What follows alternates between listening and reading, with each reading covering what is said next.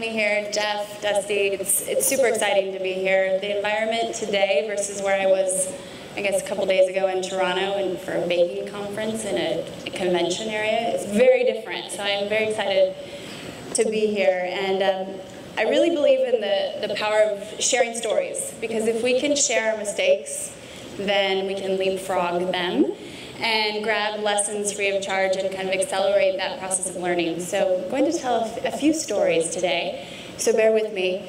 And the first one, if we turn back time about 5 years ago, I was sitting across the table from my boss. I worked for the NBA at the time, and she said, work, family, self, Amy, choose two. If you want to be really good, choose two. You can't have all three.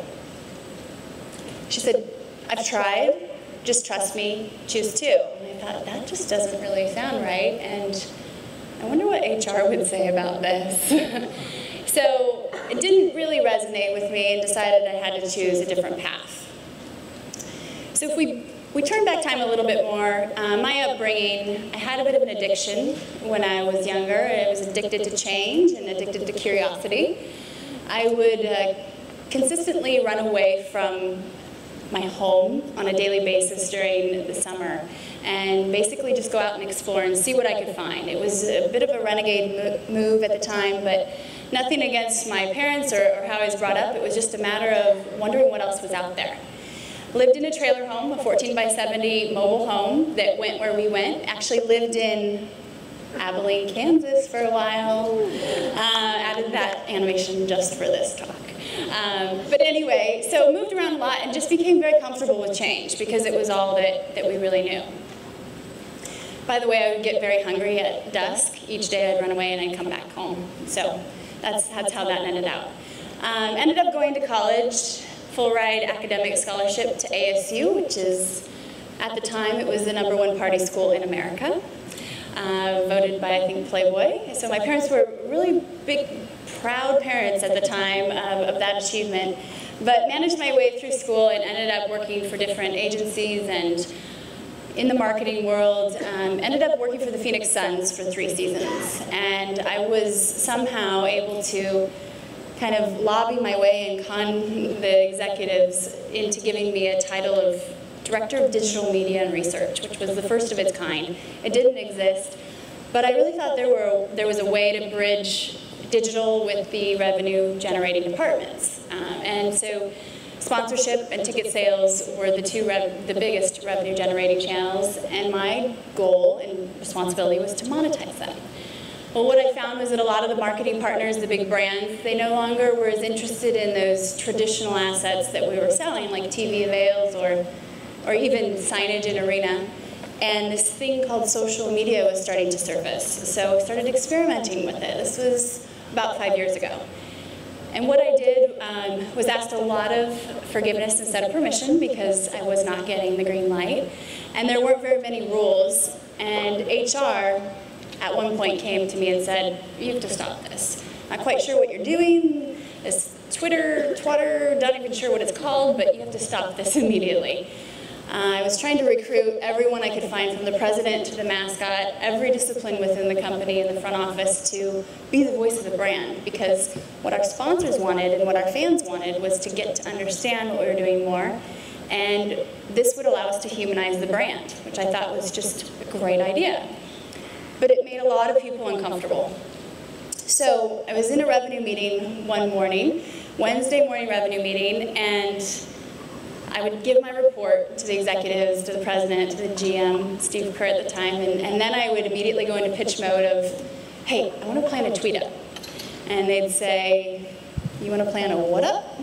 I'd say, a tweet up. We can generate revenue from this, and so on and so forth. And that's when they said, well, who else is out there doing this?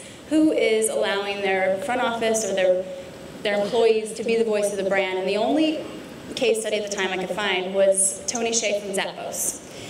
And so I DM'd him blindly. I had no idea really who Tony was, and I said, what's your policy? I need some help.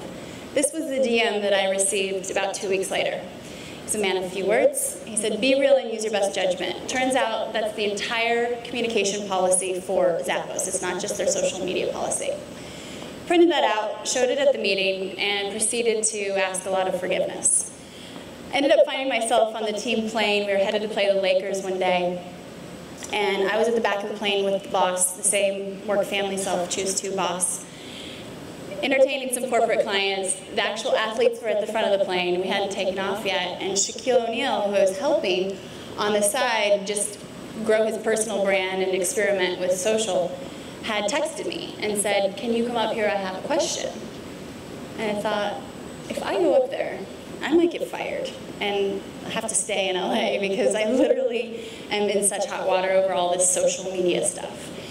And so I ignored it. And then, of course, Shaquille doesn't really stop, and he's quite a persistent fellow. So he stands up, 7-foot-tall Shaquille, and says, "Get up here."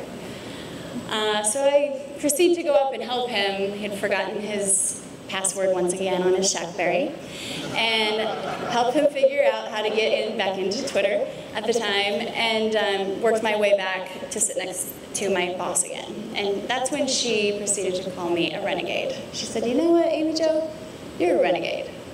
And secretly, I kind of smiled inside and thought, nice. It reminded me of back in the days of living in small towns and exploring. So that's pretty much what kicked the entrepreneurial door open for me. And I realized that we can color outside the lines without crossing the line. And there's a big, big difference between disrupting and destructing. And that line is something that our society really struggles with. But there's a big difference and it needs to happen. So looking at the history, as I kick into some case studies and stuff, but first, 2009, started the company, Digital Royalty. First client was very large, literally, Shaquille O'Neal, and then developed a formula called return on influence. This was out of pure necessity to prove that social media can be monetized. The new ROI, return on influence, and I'll talk about that in a few minutes. Then in 2010, 9 of the 10 top worldwide trending topics one evening on Saturday were clients of ours. Just speaks to the type of personalities we were attracting, willingness to get uncomfortable. 2011, the company was growing still. Company growth was 400% year over year for the first few years. And that's when we launched into Digital Royalty University, which is our education division, 2 years ago. Found myself speaking at TEDx up in Seattle a couple years ago and realized I had a purpose problem. I'll talk about that in a minute. Ended up redefining core values with my team and pivoting a bit, created a RevPath formula, which is revenue per available fan and follower, inspired by RevPAR out of the hospitality industry. Tony Hsieh, the CEO of Zappos, and Baron Davis, New York Knicks point guard, NBA player, invested in the company last year in June. We moved our operations to Las Vegas to be in downtown Las Vegas, which is a project that I'll talk a little bit more about. Wrote a book, came out in October, launched our automated version of DRU, Digital Royalty University, online the same day, which I do not recommend doing the two things on one day, but that happened. And here we are today. A lot of credit goes to the partners along the way and the fellow renegades that we've worked with. The common denominator between all of these different personalities is that whether it's a global brand like DoubleTree by Hilton with 350 properties across the world, or Shaquille O'Neal, they're all willing to expose the humans behind the brand, because humans connect with humans, not logos. And also very willing to get comfortable with being uncomfortable. So these are the partners that allowed us to forge ahead. The big challenge that I've found over the last 5 years, whether it's working in the entertainment industry or it's working in corporate America, are these things called innovation allergies. And that's those lines that you hear pretty much every day by someone, whether it's in a meeting or a partner or a potential partner, those quotes of, well, I'm not sure if that'll work, it hasn't been done before. Or, well, we tried that a few years ago and it didn't work. That'll never get approved. We don't have enough resources. Those are innovation allergies, and every time we innovate, adversity follows. So it's something we just have to get very comfortable with, because it's just part of the process. So if we look at innovating communication and really focus on social being communication and not media, the benefits start to open. This is what we started realizing. To to make my company more scalable and allow for our partners to grow, we had to teach them how to do what we were doing. And that meant teaching them that really social is not media, it's communication. If we look at it more like the telephone and less like the TV, then the benefits start to open up. From research to customer service to every discipline within an organization, social communication impacts their role. So it is a dialogue, not a monologue, and this is really difficult for a lot of people to embrace because we're used to marketing 101. The golden rule in general for social is truly to deliver value when, where, and how your audience wants to receive it versus the old school way. Intuitively and traditionally, we like to tell our audience what we think they want to hear one way versus listen and communicate. So if we look at that, then we'll be much more successful. So I had a situation one day, Shaquille O'Neal had actually more of an issue because a lot of his fans didn't believe it was him and his voice that was being communicated through the social media channels that he was using. So back in 2008 or so, there were a lot of people who didn't believe it was him. So I took to him this concept called random acts of Shaqness. Called him up and said, okay, Shaquille, have an idea. And in his really low voice, he's like, yeah. I said, okay, what if people don't believe that this is really you, so what if we prove it and have you stand at the mall in Scottsdale and literally tweet your whereabouts, and people can actually come up and see you and actually physically see that this is you, no one else. And we'll bridge the virtual world with the physical world. He's like, cool, let's do it.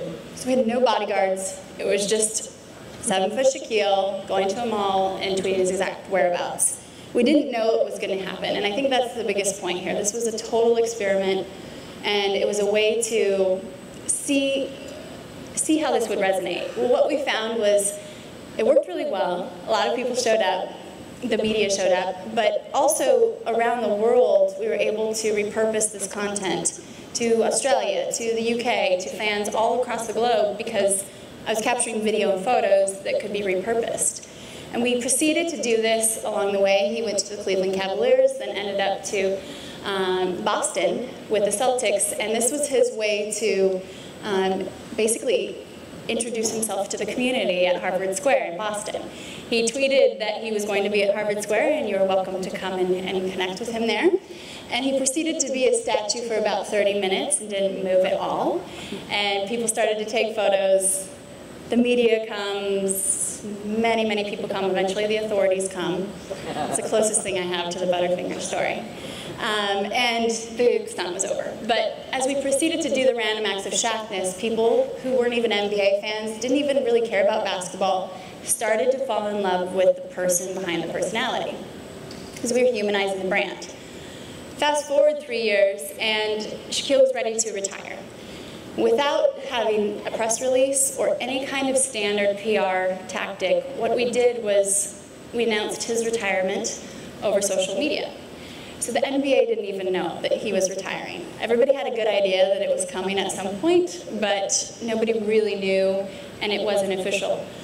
So he's at his home this day, and he basically recorded a video and was able to share it real time to his fans first. And the reason he was able to do this and become the media that day was because he had built day after day conversation and relationships with his fans and had built this friendship that allowed him to become the media. He wasn't asking for anything. He didn't show up to the party with a decision, kind of like LeBron did and joined social last minute. This had been built out of the intent of purely wanting to actually entertain and help. This is what he said in this 15-second video, and this was the first thing anyone heard about his retirement. We did it. 19 years, baby. I want to thank you very much. That's what I'm telling you first. I'm about to retire. Love you. Talk to you soon. So when I showed up at his home that morning, he's like, okay, I have these ideas.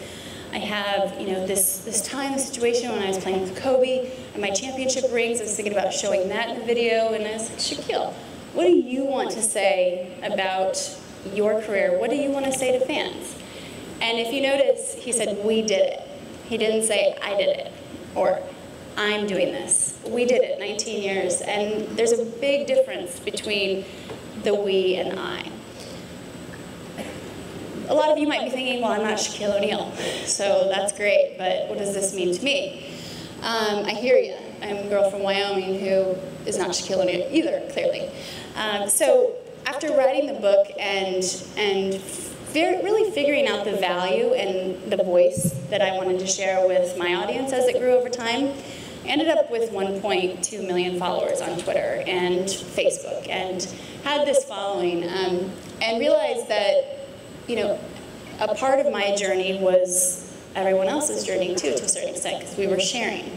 And so a way that I've brought those stunts into my everyday is I travel a lot, and so every time I head to an airport, which is very often, I go in and graffiti sign a book and then tweet its whereabouts. Sometimes I leave my phone number, and I call it the Renegade Rescue Line, if anybody wants to call with questions. And it's my own way of doing this. Millions of people don't necessarily show up, thousands don't show up like a Shaquille, but it really works for us, and it's helped the book quite a lot. So if we kind of sum this up, what I'm really trying to share, and my biggest lesson is that humans connect with humans, not logos.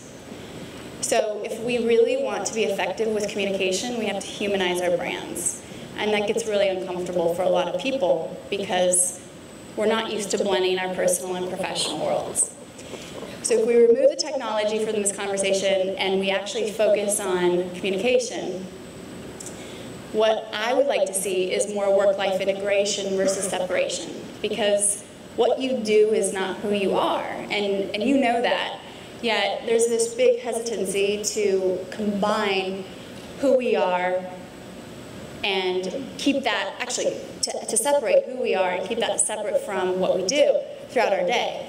But it's 2013, and that's just not reality anymore.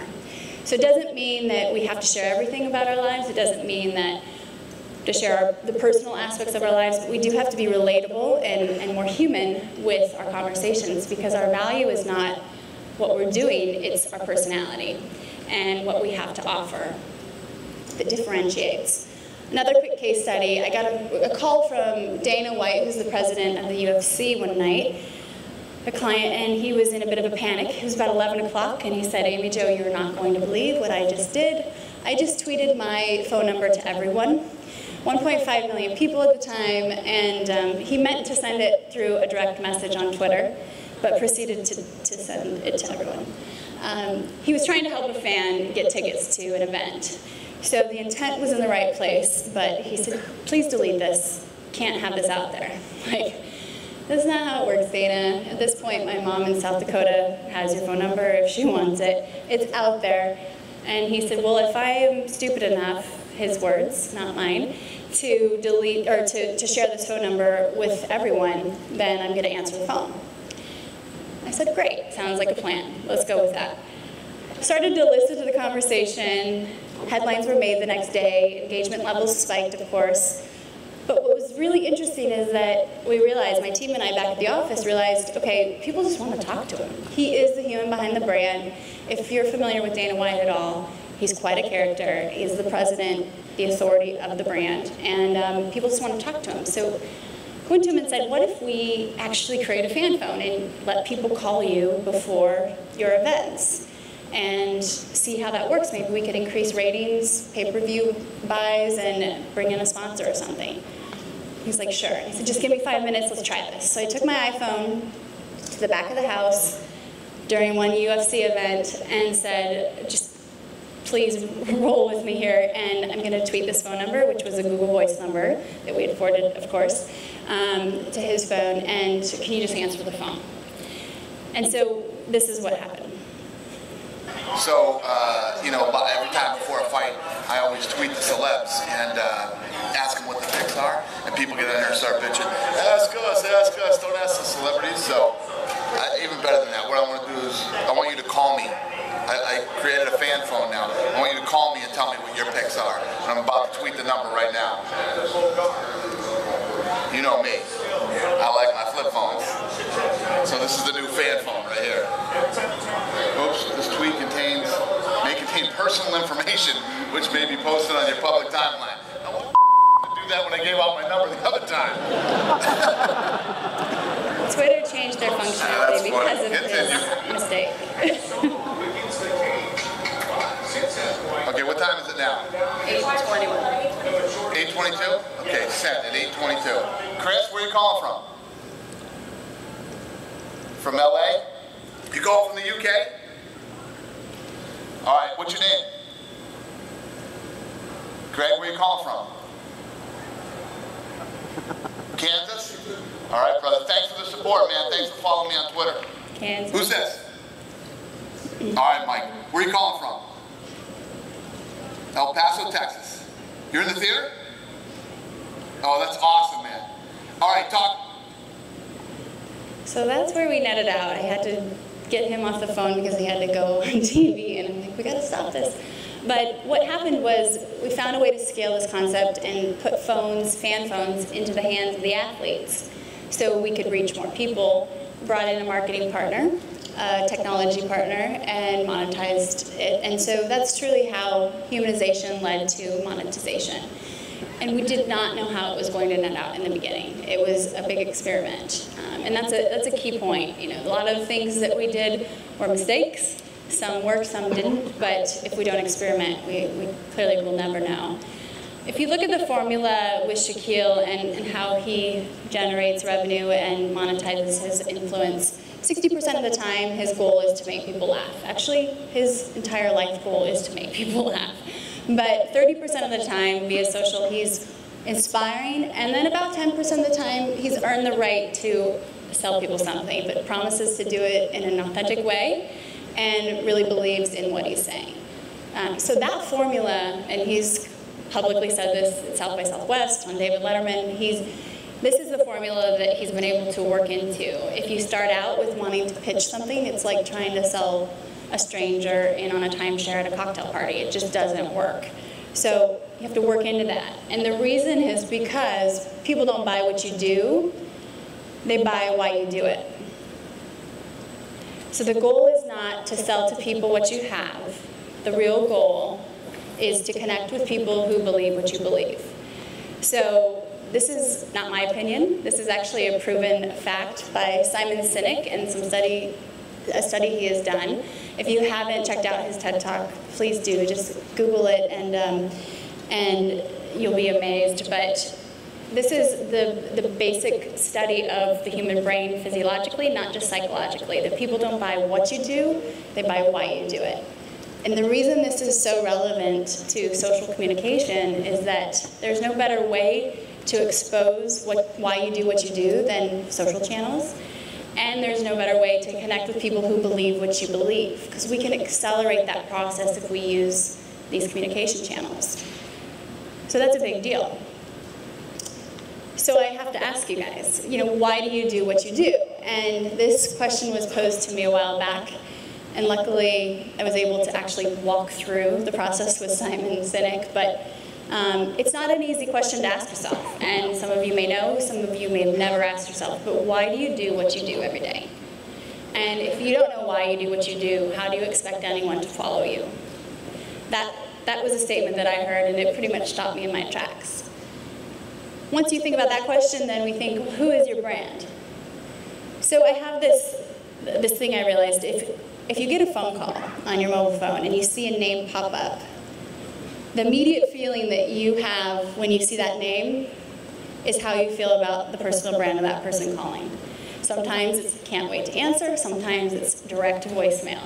And that feeling that you get about that individual is a pretty good indication of who they are in your opinion, because their brand is made up out of your eyes, not theirs, of course. If we take it further, think about your funeral.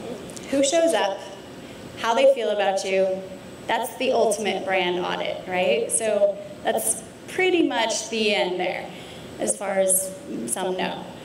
We have the ability to change that with social and really accelerate and change the way that we communicate and explain our why.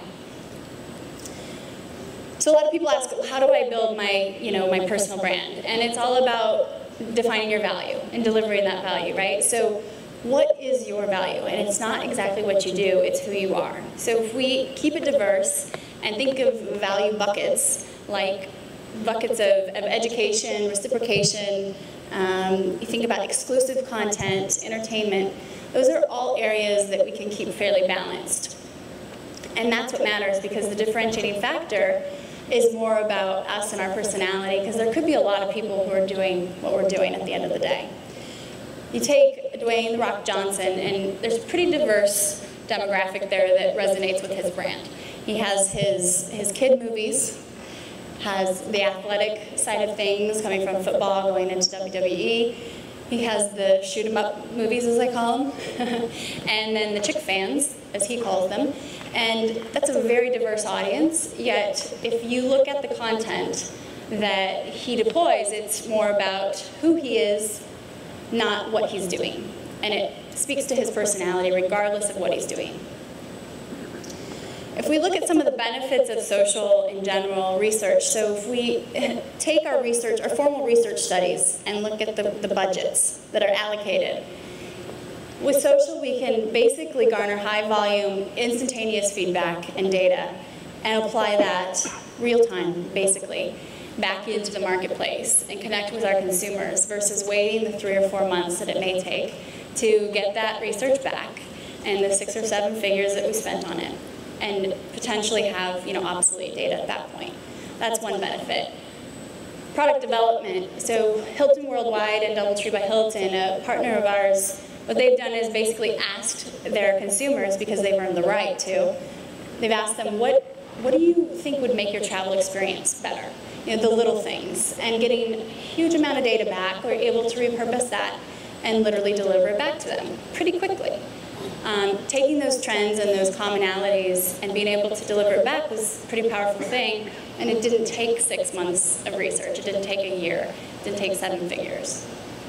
Same with my book. I basically wrote the book with my friends and audience and was able to develop the name of the book. And what do you want to hear? Do you want to hear more about this or about that?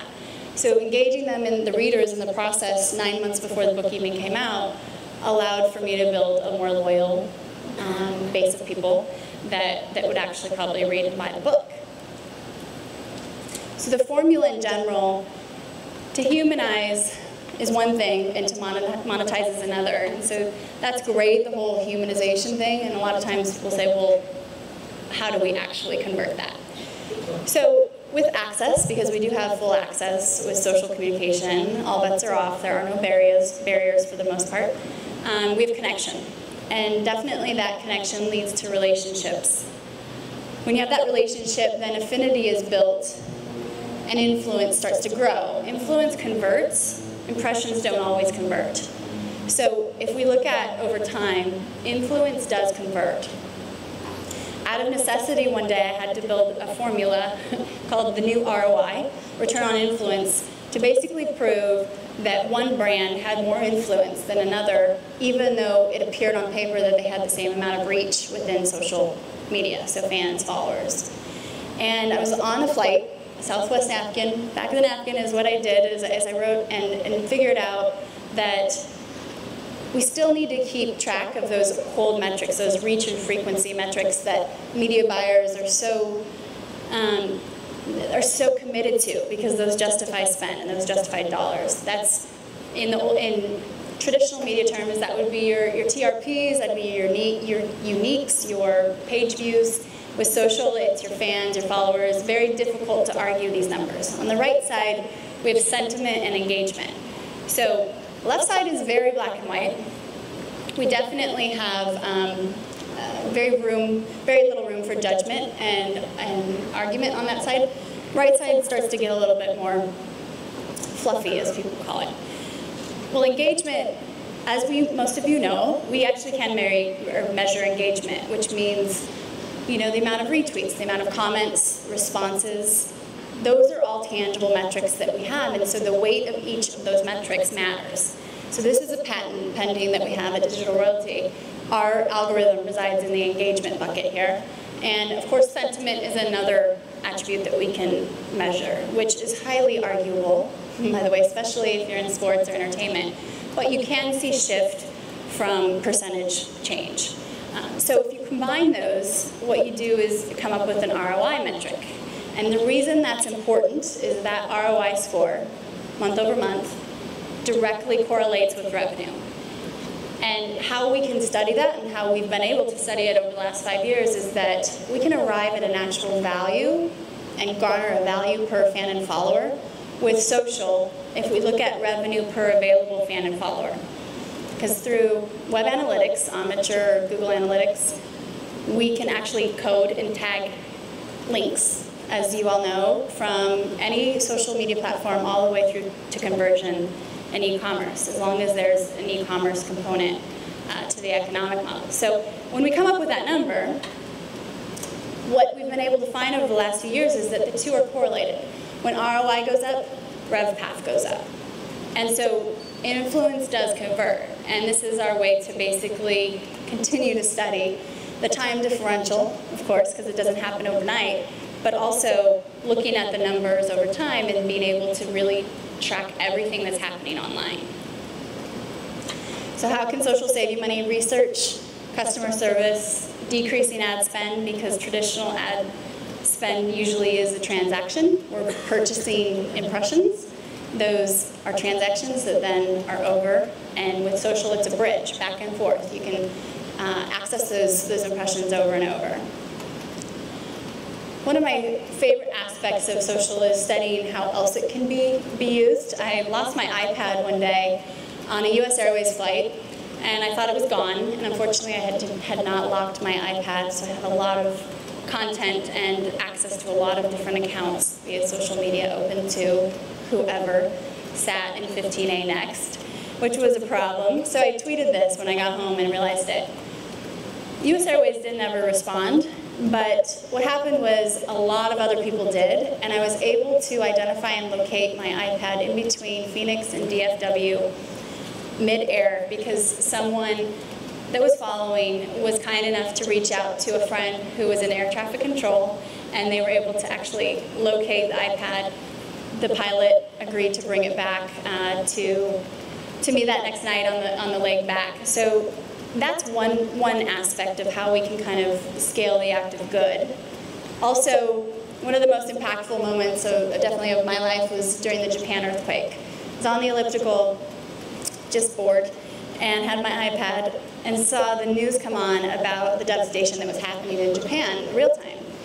And I thought to myself, okay, so CNN has a large following, MSN, all these different media outlets do, but they weren't active. It was late at night. The news kept showing the same clips over and over. I thought, well, what should I do? I'm accountable because technically the same amount of reach is available here from my hands as is theirs via social. So I just started shifting content and valuable information from one side of the fence to the other. It was just who needs it, and retweeting. Wasn't doing anything different than anyone else that evening. It was just maybe a little bit more reach that was applied. Anything from codes to how to dial out. People were trapped in Japan and they couldn't dial out, they couldn't have access to internet. So able to get information. And if we think about the way we use social communication and start to innovate that application of it, it becomes pretty powerful to think of what we can do. You know, being able to send maps to the outer regions of where the tsunami was getting ready to hit, those types of things. So, realized after that event, actually was headed to South by Southwest that year, and realized I had a purpose problem. I didn't know why I do what I do, yet I had about 1 million+ people following me, and figured I'd better figure that out. I'd been on 204 flights in 12 months in 2011, and was basically just tapped out. It looked great from afar, and flying on private jets and celebrities, entertainment, whatever, but why were we helping really influential people and brands become more influential? Couldn't figure that. That was definitely a deficit. So we had to innovate our culture, and first we had to innovate our life at Digital Royalty. One of the things we realized as a team was that where passion, purpose, and skill collide, true bliss resides. So if we can find that sweet spot, and it's not even find, it's create, because you can look all day. If you can create that sweet spot, then we're definitely going to make a difference. But it takes a lot of a lot of commitment because it's not easy. So we started focusing more on education. We also started to focus more on innovating our culture and designing our own day and working where we wanted to work and being able to create things like what we call Ready, Set, Pause that's become a movement now and basically allowed for other people to take a time out in their day. There's a whole story here. If you go to readysetpause.com, I will spare you the details, but it's become something that people do to take an adult time out when they're a little over capacity and reset their minds to disrupt the pattern of stress. And we've brought in a couple of PhD helpers that have allowed us to study and find that the Net Promoter Score, when you ask people to take a Ready, Set, Pause, which is a 5 to 8 minute time out in your day, listen to some music, do something different. The Net Promoter Score, which is basically asking the question, would you recommend this to someone you care about, is 95%. We're doing this within classrooms, we're doing this within early education classrooms, within universities, within corporate America, and it's just a project that we're working on. So you can see people are using it on their own. It's a movement that's taken on a life of its own. And another thing that we're doing is digital detox. So realize that after a team meeting and a brainstorm session, one too many brainstorm sessions where everybody was on their phone, I basically created a rule that we were putting our phones into a box, into the center of the room. We would light a fire, which is something I learned from the Summit series. People focus around fire, they're much more in tune. And if you gather around, they're focused. So no technology and a fire really makes your meetings more efficient. And some people may not be able to light that fire. I realize that may not be conducive to your environment, but in general, gathering in a circle and putting your phone in the middle of the room has been pretty productive. Co-working is another thing. So 71% of people who have co-worked and been studied have claimed that they are more creative, and 62% say that their standard of work has increased. Just getting closer together in proximity increases productivity. If you are 10 feet away from someone and you're working, co-working, and then you move 20 feet away, that 100% productivity rate falls down to 15%, even though your actual proximity hasn't changed that much. So it just shows how space really does matter. Another thing is walking meetings. Much more efficient, you're more creative, able to take the amount of time it really takes for the meeting versus the amount of time you've scheduled, and keep an open mind. So although it appears that these two gentlemen are experiencing some healthy tension during their walking meeting, regardless, I've been doing a lot of walking meetings, and it's pretty interesting to see the change in the tone of the meeting. The other thing is email. So email literally keeps me up at night, my inbox, and I try hard to respond to everyone. And so I'm constantly trying to find a new system because it takes so much time to deal with that inbox. And so what we've done is implemented things like Boxer. Boxer is an app. It's free. It's basically a live walkie-talkie. And within the team, this is my COO, Justin Jensen, we box back and forth and are able to be much more productive, especially when I'm on the road. And when you get into those 95 responses back and forth, the CYA function is outdated, and people just copy everyone for the sake of covering up, but that's an issue with their culture if that's the case, of course. So real quick, I'm going to jam through this because I know that I'm running over with time as I look over at the powers that be. Innovate Community. Live in downtown Las Vegas, and I usually don't talk about this, hence the overcapacity on time, but basically what happened 10 months ago was I was getting ready to have some investors get involved in my business, and I was on a flight with Wi-Fi and thought, there's just not something right. It got down to that stage and that phase of attorneys, and we were getting ready to do the deal. I thought, who would I want as a partner? And emailed Tony Hsieh, who had been a mentor for the last 4 years. Within a few minutes, I sent him some information and said, hey, just in case you want to get involved. He responded. We basically had the deal done by the time I landed. Ended up doing a Skype meeting instead of an in-person meeting. My attorneys were so confused by the time I landed. And we had to jump high five instead of a handshake, and was able to do the deal much differently because of the way that he operates. So I went back to the office and said, guess what? We're moving to Las Vegas. That was part of my deal with Tony Hsieh, is that if this great valuation and this great opportunity has come up, which means we're taking the team to Las Vegas. And they were like, what? People really live in Las Vegas? I thought you just go there for about 48 hours and try to recall what you recall. And I'm like, nope, they really live there, and so come on, we're gonna go do this. So we end up living in Las Vegas and have been there for the last 10 months within this thing called the project. And I refer to it as a bit of a petri dish because basically we're experimenting here. And so basically what that's done is it has filtered out anyone that doesn't want to be there because it's not an easy thing to buy into. The goal is to create serendipitous collisions, the most community-focused city in the world, and the co-working and co-learning capital of the world. How we're going to do this? So Tony Hsieh has privately funded $350 million into these different buckets. So these are the resources. Our company falls into the tech bucket, but if you look at the others, you can see we have culture, we have arts, we have music, the true things that we need to have a really complete lifestyle.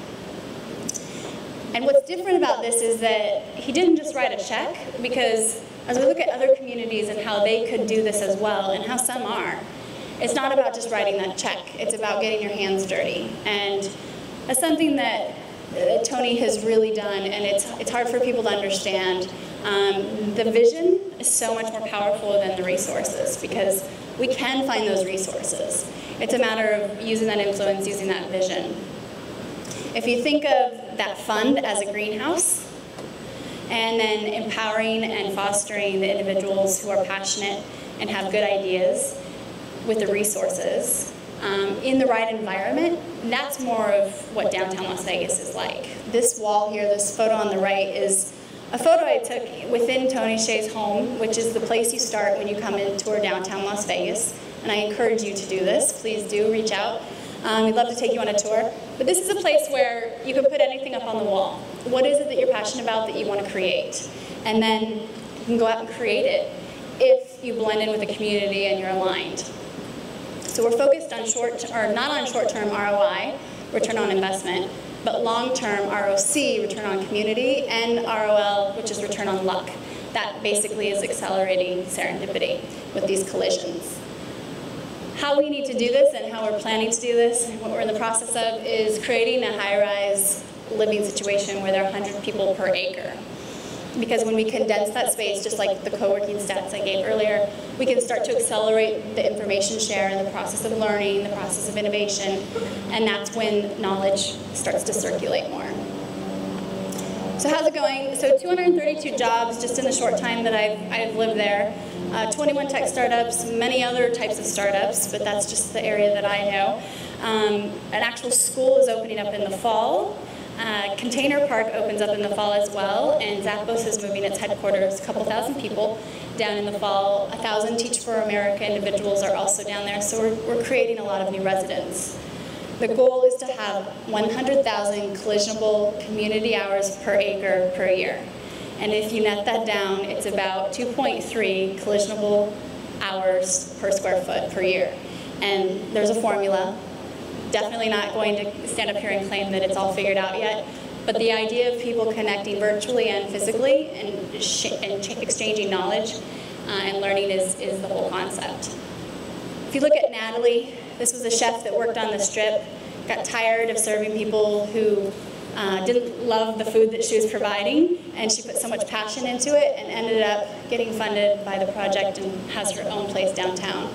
Sarah, same thing. Worked at Marc Jacobs, high executive, ended up getting a little bit tapped out with the environment, and ended up creating her own clothing store. So as I wrap up, this is the Inspire Theater, which will open in the fall. We definitely don't have this figured out, but one of the things that I'm often asked is, what is it really like to live there, and why is this working? At any given day, you could see tourist Joe on the left there with his Yard beer on the corner of Fremont and Las Vegas Boulevard, next to Tony Hsieh, who's touring Tyra Banks, next to Spider-Man, who's going to work, and a flying Elvi. Like, there's no room for judgment.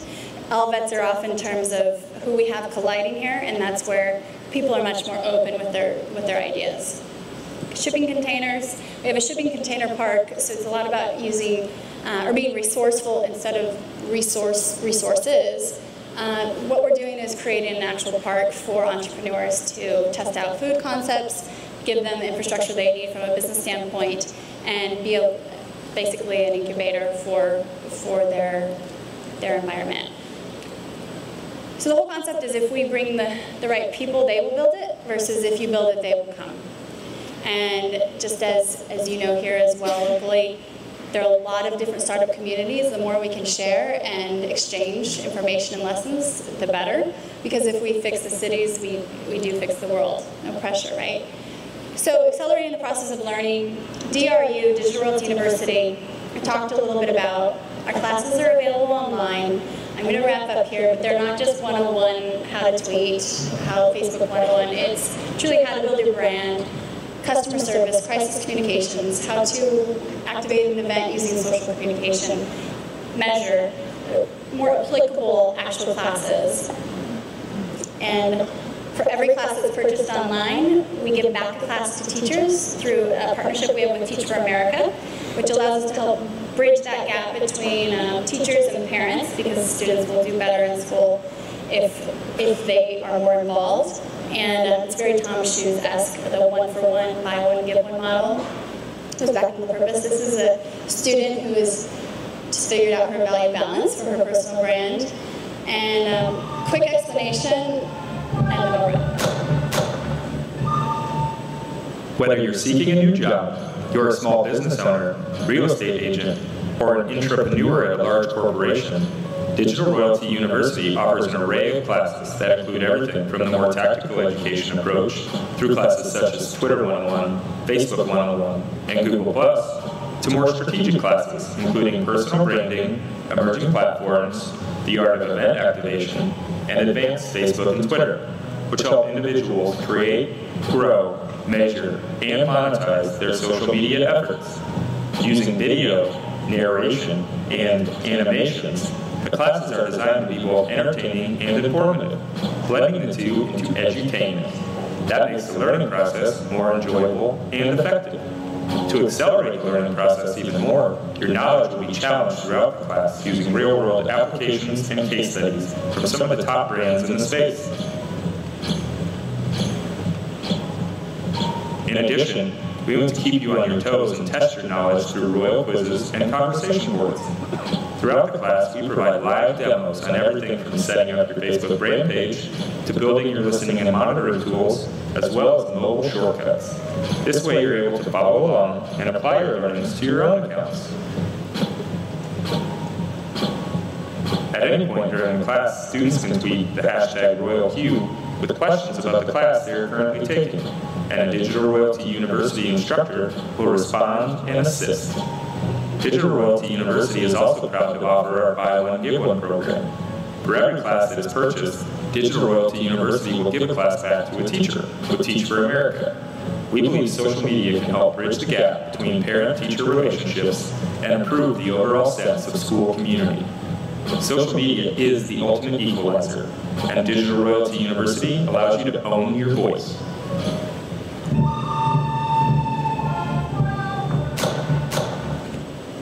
Okay, so now what? Really just to encourage you guys to think about your why you do what you do, and also that question of who is your brand? And is there anything about your brand that you want to change or develop, increase? Hopefully you can leapfrog my mistakes. Obviously there were some books out earlier, but you can also find the book at renegadeswritethrules.com. My contact information is here too, and we're opening up Digital Royalty University to you guys. If you use the promo code BIGKC, it's all lowercase, then you can get a 30% discount for the next month on all classes. So just want to thank you guys for coming out today, and also thank Big Kansas City, and appreciate your time.